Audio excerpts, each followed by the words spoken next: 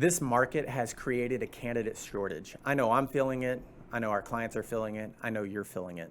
Our guest today is going to talk about how to manage through a candidate shortage from a company's perspective. She's an HR director at a $2 billion company here in DFW. You'll want to listen. Welcome to Unity Talks, where the hiring experts of Dallas-based recruiting firm Unity Search engage in lively discussion with successful business leaders to dissect their careers and how they got to where they are today, the obstacles overcome to reach their success, and steps they've taken to stay at the top of their respective fields. So listen in as we provide you with the thought-provoking conversation and ideas that keep industries moving forward. And welcome back to another edition of the Unity Talks podcast. And we're going to get started straight away because the topic that we're talking about today is, I could talk for probably 2 hours on it, only to be topped by our guest who could out-talk me on it, as you will see. Our topic today is how companies and corporations are responding to a candidate short market coming out of the pandemic. And it just seems like a wild market. I know in my 18 years in the staffing industry, I've not seen a market like this.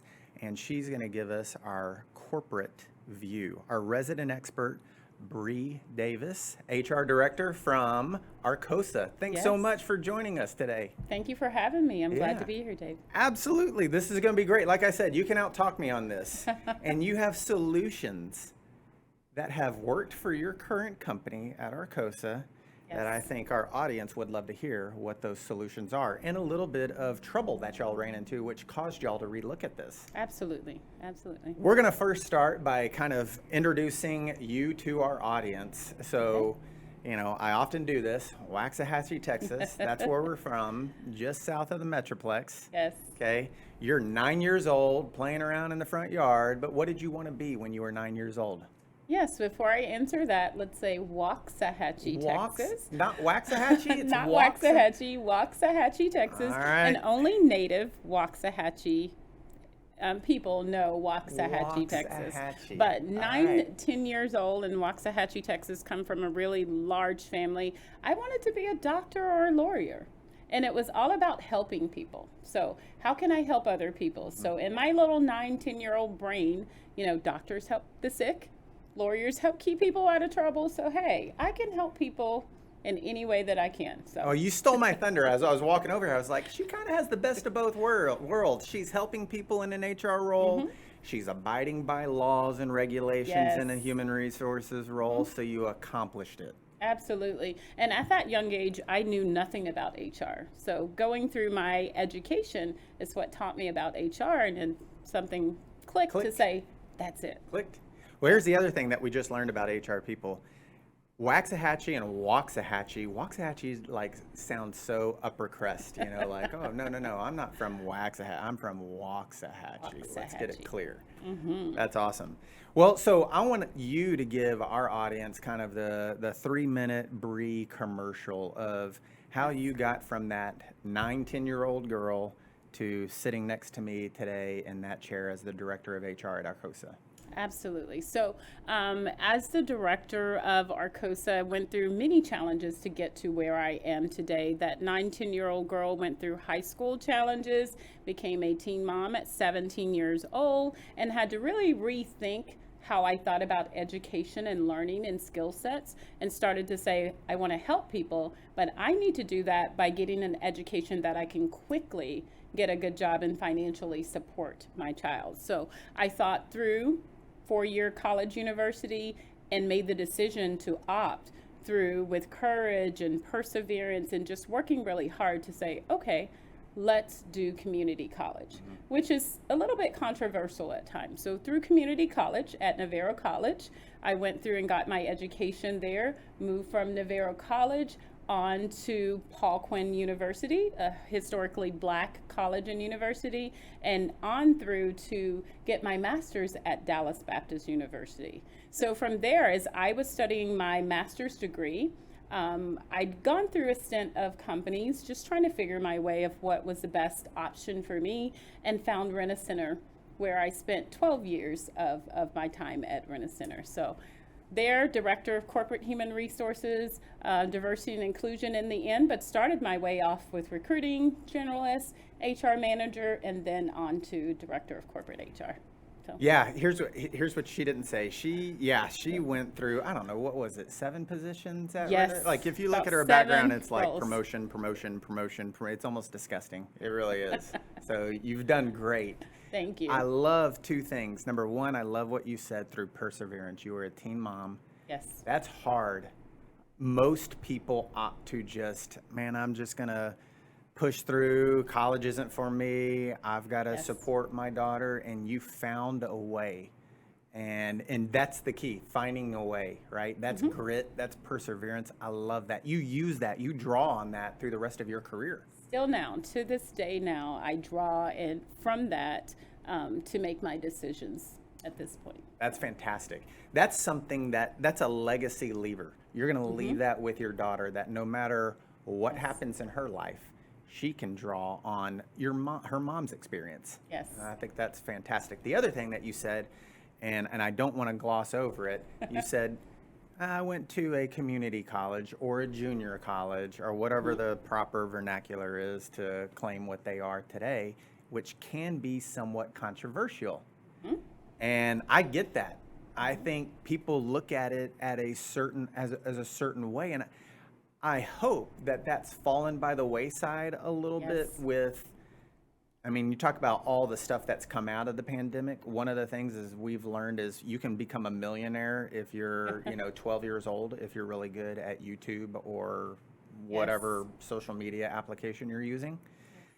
And so I hope that the stigma surrounding, hey, look, I'm getting my basic education out of the way. I'll move on to a bachelor's degree after that. I hope that stigma is going by the wayside a little bit. I hope so too. And I can say it probably was one of the best decisions that I made in my life. Being from a small town, community college or junior college is what we called it at that time. Navarro College gave me great opportunities, smaller classes. It was less expensive. I could get my basics out of the way. And then it helped me be able to transition into a larger university. So great option. Yeah, it's that intermediary step, right? I mean, in college, you really have the reins are wide open for you. So Yes. this is the smaller classes. You still have a little bit more structure. It's taken baby steps, and it allows you more flexibility. Yes, it So does. that's Yes, it great. does. All right, you ready? Yes. So here's how we got to this topic. Brie and I were talking yesterday, and man, I was just talking to her about how things are at Acrosa, and she was kind of going through some of the good things and some of the bad things.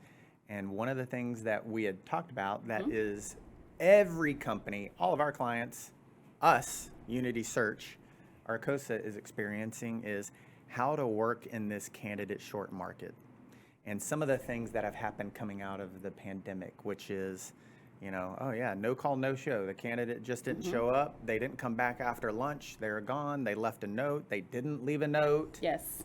Are we onboarding? How do we stem this? Can we get it corrected? And so, that's going to be the crux of our conversation today. And I'd like to start by just kind of opening it up for you on how has it been with Acrosa and a candidate short market? Yes.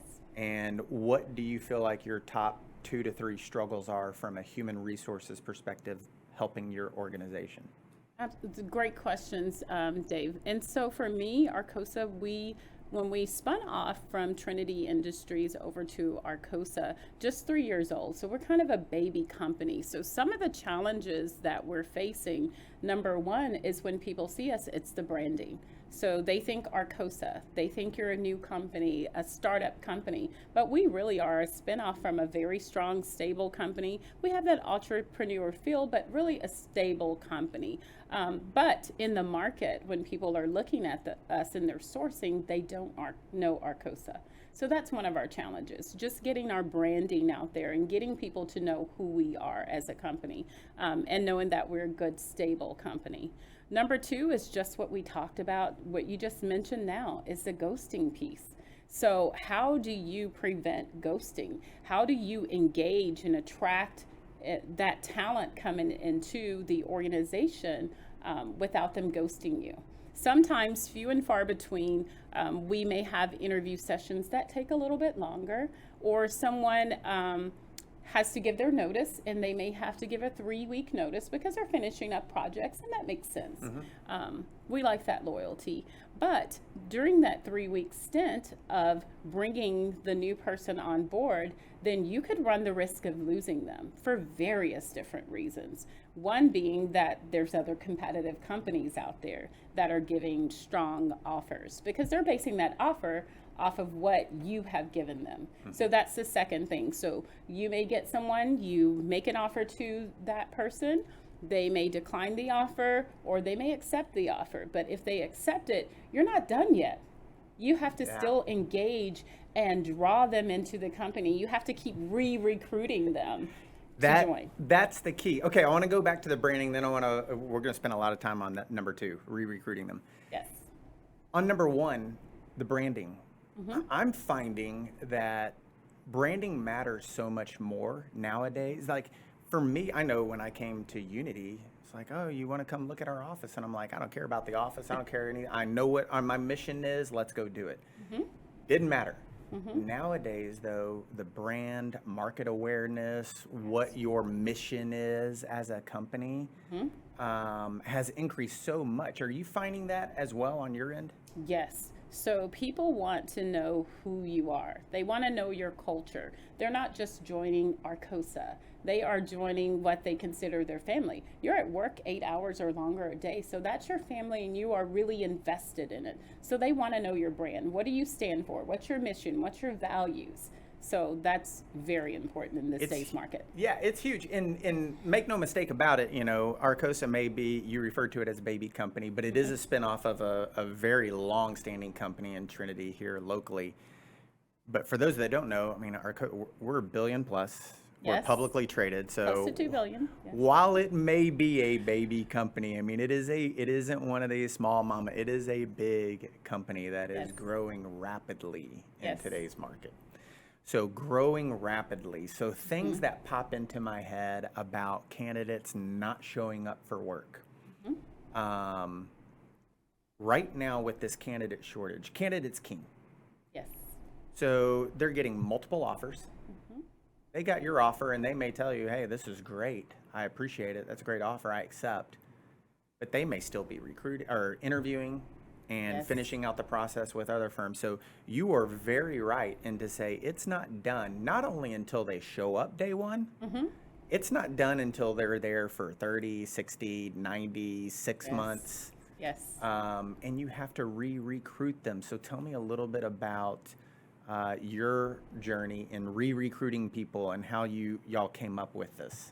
Yes, so we quickly learned that onboarding was very important to us. So in the recruitment process, you can have a wonderful recruitment process, great interview process, but the re-recruiting, that onboarding piece is key and essential to really bringing in that talent and having someone come and join your company versus ghosting the company. So we quickly learned through myself and my peers who joined the company that, hey, look, this person has joined the company. However, it's taking 3 weeks for them to come on. We've got to figure out a way that this onboarding process is something that's engaging, that makes them want to join our company. So we came up with a project team. We created an onboarding project team, and they went to work doing some research on what does a good onboarding process look like, and even looked at it personally for themselves. What would I have wanted to have in this market joining a new company? So they put their heads together and created our onboarding project so that we could be streamlined across the company, and everyone that comes into the company has a very similar experience, and we feel comfortable that that's a good experience for our employees. Now, y'all created this project team because y'all were getting feedback that it wasn't going so well from live live candidates coming to work? Yes, from live candidates coming to work, and even our HR team. So when we got that feedback, when we were having our 30-day surveys, or either someone that's just stopping by to talk to HR, they're like, well, I came on board and my first week, nobody really even paid attention, or no one took me to lunch on my first day. It was kind of on my own, and so I felt a little alone. So Okay. that's not how we want people to feel. We have a great company, and so we don't want people to feel like they're joining a company and they're just kind of sitting there without anybody to help them. Yeah, listening to you talk, I'm putting myself in those shoes and I'm thinking, okay, getting married, getting divorced, buying a house, a death of a loved one, changing careers. Yes. Like the most stressful things that you can do in your life. So carrying them through that process. But so here's my question about that. How did that change with the pandemic? Because a lot of people are remote. Like, Yes. I think y'all have just started coming back and y'all have some type of hybrid schedule. How do you do that with a hybrid schedule? But then how do you what's the advice for people who are still like, yeah, I'm remote and I'm hiring someone who lives in, Corsicana, Texas, and they don't have to come into the office? That's great. So we have a remote population and we have a population in our plant employees that have been working throughout the pandemic. So we were considered essential. So we have different onboarding plans. So be the judge of my company. Give me brutal feedback. We just created a 30, 60, 90-day kind of roadmap for our new hires. Are we on the right track or are we out of our mind? You're absolutely on the right track. In today's market, and even before now, it's so important that employees feel that they're valued, that they're heard, they're engaged, and that the company really wants them. Even more so with the pandemic, especially coming to a hybrid situation. So now we are a hybrid situation, not a completely remote. So our employees want to know, okay, what's in it for me for coming back into the office? So that 30, 60, 90-day plan works for remote, but it also works for hybrid schedules or in the office. So you're on the right track with the 30, 60, 90 days. Yeah, we went through this period. I was just reading this article. So we went through this period. It's called the Great Resignation. All these people are resigning. It's been in the media like crazy. Now they say it's for those people who participated in the Great Resignation. Now it's the Great Regret. Because 72% of people have looked back and said, man, I really wish I wouldn't have done what I did. I quit my job. It was paying well, and I haven't found something else. Have you guys looked at the marketplace and said, look, we need people. We have people that want to come back. We got to treat them with open arms. We've got to re-recruit them. Yes. And how do you get your leaders to buy into this? Great question. So I think for us is we did a really good job of capturing good talent. So we knew the good talent that we had, which had resigned for the Great Resignation, and our leaders were not afraid. And sometimes it takes a lot of courage to just reach out and say, hey, how are you doing in that opportunity? And even for me personally, I had a person that resigned from a role. And so when we had a role that was a better fit for her, we had to reach out and say, hey, how are you feeling in that current role? We'd love to have you back.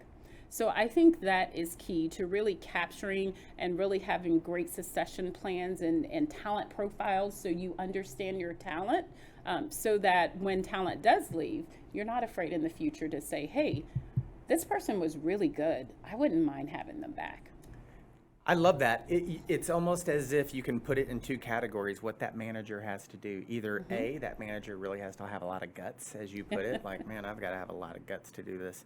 Or B, it's kind of the same thing, though people would put them in different buckets, is I'm going to swallow a little bit of pride here. And we're all prideful. We're all proud of our jobs to a certain degree and what we do and the status we hold in an organization. But, to your point, if that person's really good and maybe they are struggling and I have a need on my team, Yes. and you swallow a little pride, pick up the phone, send them a text, engage them in a conversation, and that's okay, even if they say no. Sometimes they will. And it's okay. Life goes on. You're Yes. happy for them. They will, I think of you differently. Wow, man, Brie really reached out to me. She really cares about me. That's cool. If I ever have an opportunity to go back, maybe in the future, if this doesn't work out, then I'm going to reach back out to her. So it just keeps those doors open. It does. It does. I think and that's great. Important. Yeah, That's important. That's fantastic. Okay, so let's talk about, is there a way to prevent, so going back to ghosting, okay, they just don't show up, or they accept and then crickets. Yes. You never hear from them again. Is there a way to prevent this? Is there a way to like stem the tide? What do we do? Yeah, I think sometimes there are ways to prevent it and sometimes there isn't. So communication is key. And I say this all the time. No matter what you're doing, it's about communicating, engaging, talking to. So through that recruitment process, you got to know this person. How do you really get to know them and what they're interested in and their values, those types of things, and keep them engaged throughout that process. So keep reaching out to them. Make that a part of your onboarding process. One of the things we have is a welcome card. So we have welcome cards, or our recruiters or hiring managers will pick up the phone and call the person to say, hey, how's it going? We're really excited for you to join us on this date. And guess what? We're working on this project. So continuing to engage and communicate will help the ghosting. Unfortunately, we can't prevent it. Yeah, I like that. I think that is critical. I don't think we can prevent it. I think I agree with you there. Like, it's not foolproof. Yes, yes. But over communicating and just continuing to set expectations as to what's next in the process. Exactly. What's next in the process, and just being really open and transparent. And going back to that onboarding plan, this is what your first day is going to look like. This is what your first week is going to look like. Yep. So. And then in 30 days, we're going to check in on these things. We expect you to be able to do this. Yes. We're real transparent. And we also want you to evaluate us. Exactly. Are you getting the training? And we're going to do that at 60 and 90 days. Yes. Because they want to know, am I doing well? How am I performing? What can I do better at? And I think the other thing is they want to know that there's a career path for them. Absolutely. This isn't just a year. This is, man, I can see myself here in 5, 6. I could see myself in your position. Yes. And that's exciting to people. That is exciting. The other thing I think in terms of ghosting is the onboarding process. Let's not even talk about the onboarding process. We covered that on being open and transparent. The interview process. If I know I'm going to interview with a client, and again, candidate's king. I've got a lot of opportunities that are sitting out there. Yes, People yes. are needing others. And you're going to make me take 3 tests, come back and meet 5, 6 different times, panel interviews, and it's going to be a 3 or 4 week. I'm probably going to lose interest Yes. because other companies aren't making me do this. Absolutely. Yeah. So have y'all looked at, I don't even know if y'all's process is cumbersome. It's probably not. Maybe it once was and you've trimmed it up. How do you evaluate your current process? Yeah, I think it once was, and we've trimmed it up, and we had to do that through trial and error. So you lose good talent because your process is long. Nobody wants to stay in a long process. Everybody wants that feedback. You recruit them, you interview with them. They want that feedback right away. They want to find out and know if they're going to be selected for the position and for the job. Nobody wants a long process. So through trial and error, we realized, okay, we can't have that long process. So we need to narrow it down. We need to make it specific, and it's different in various different groups because some you do want to have some testing. Others you don't need to. If you don't need to test, then we don't need to test. We can move forward and pass that process. That's right. Yeah. So- There are gonna. It depends highly on the position. Correct. You're right. I mean, if we're talking about a very technical role, like a software developer, and they may need some type of test because they Yes. realize historically when we've hired people into this department, they've underperformed. Yes. So now we've created a test to make sure we're hiring the proper level. I get that. We don't need that on every single department. Not every department. Yeah. So do you find, we talked a little bit about transparency, 30, 60, 90 days, being very transparent, setting proper expectations. During this recruiting phase, and we'll call it a honeymoon phase of they resign from their other company and they're working their 2 weeks. Yes. So during those 2 phases, do you find yourself, especially during the recruiting phase, do you find yourself like, sometimes we'll call it in an external recruiting firm, we almost call it like negative selling, or we're almost trying to scare them away, but not really scare them away. So are you really sure that this is the right fit for you? And Absolutely. because we we, Unity Search, we want them to show up for our client, be happy with their job. The client's happy, the candidate's happy. That's a great marriage. Have y'all tried anything like that where you're just getting really candid, almost making it ugly at times? I think we do a really good job with being candid because it's so important for a person to show up to a job that they know that they're going to. You don't want somebody to feel like it's a bait and switch. That's not a good start to a new employee in an onboarding process. But I think we've done a really good job of saying, hey, these are the good things. However, these are the opportunities for us, especially being 3 years old. We have some opportunities that we have, and we're very open about those. We're doing really good in some places, and other places we have opportunities. So I think we're very candid and honest about that to say, hey, this is what we're doing good. This is what we have opportunities for. Yeah, well, I really appreciate you being so open and honest just then and talking about how, you know, your organization has really tried to learn from the past and be nimble. And I mean, almost Yes. a $2 billion company, but we're nimble enough and know that we need to make changes to become better. Yes. And that in and of itself is hard to recognize Absolutely. at times, right? I mean, it's, you're like, you're proud. No, this is the way we do. It's the 7 most dangerous words in business. Like, that's the way we've always done it. And that's Yes. such a scary term to say. I know for me, you said something that really resonated with me earlier. You said we're re-recruiting throughout the interview process. And it really hit home to me because I'm applying that to my current team. Yes. I need to re-recruit my current team. That is an area that I need to get better at is re-recruiting almost daily. Yes. You know, Yes. and some days you're on, some days you're off, but almost daily you're re-recruiting because you can't afford the cost of a new hire to lose your current people. Yes. Have y'all talked about retention?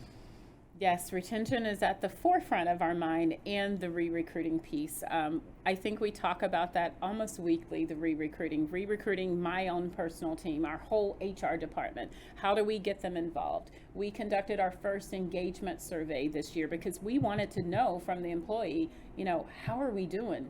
What can we do better? And so that re-recruitment started with all of those types of things. It's important. Yeah, these are all, they're such new things for us, but it's not like they're overly complicated. No. I mean, they're just simple things that, you know, that we should be doing, and we should have been doing them forever. Yes. It's just the market has brought it to so much light that it causes us to really rethink how we've done business, which is, it's really good to rethink how we've done business. I agree. I very much appreciate that. Okay, so here we are. It flies by like this, doesn't it? Oh, man. I mean, we can Is that our keep time? going. Yeah, we can keep going for a while here. So what is, I'd ask you, what are the, I don't know, 2 biggest pieces of advice that you would give to someone who, we're going to take 2 buckets. Number 1, during the recruiting process, and number 2, during the onboarding process. Those are 2 different, recruiting Yes, and yes, onboard. Those yes. are distinct. What is the advice that you would give when candidates are in both of those categories? And I would say, and I think I just said this before, communicate. Make sure you're engaging. Make sure you're making the candidate or new employee feel valued and that they're heard, being inclusive. I know we haven't talked about diversity and inclusion today, but that's very important in our recruitment efforts, ensuring that our employees feel included. So in the recruitment process and both in the onboarding stage, you need to let the person have a voice. Love that. Love that. You can even let your team have a voice in reaching out to Yes. that new hire. Yes. I mean, hopefully they know they're going to be there and they can reach out. I'm so glad that you're going to be part of our team. I'm happy. I'm looking forward to it. And it's just that, you know, that warm welcome, open arms attitude Yes. that people love to receive. Absolutely. And I think for us, this onboarding project team that we created really helped us sit back and think about that and see how it works for our different business units and business segments, from corporate to our business units out in our plant locations. It can be a little bit different, but still that communication, that engaging and helping people have a voice and feel valued. That's the interesting thing about a large company, because I'm viewing it through the lens of a small company. But the interesting thing about a large company is you've got plant locations. Yes. You've got corporate locations.